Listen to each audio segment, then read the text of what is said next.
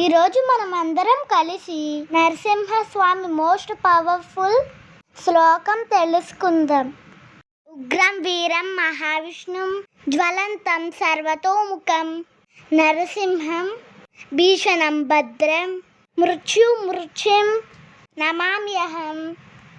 ఉగ్రం అనగా నరసింహస్వామి తీవ్ర రూపం. దీని వలన శత్రు నివారణ, హర్షద్ వర్గాల తీవ్రత కూడా తగ్గుతుంది.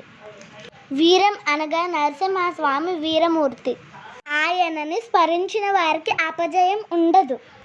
మనకి మంచి కలిగే పనులు చేయడానికి కావాల్సిన సానుకూలత వస్తుంది.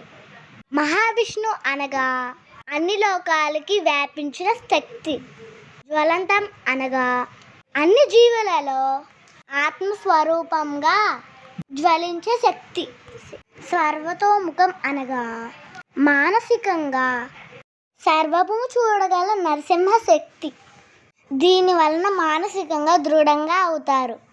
నరసింహం అనగా ప్రహ్లాదుడిని రక్షించడం కోసం నరుడు శరీరంగా సింహం తలగా కలిగిన స్వరూపం.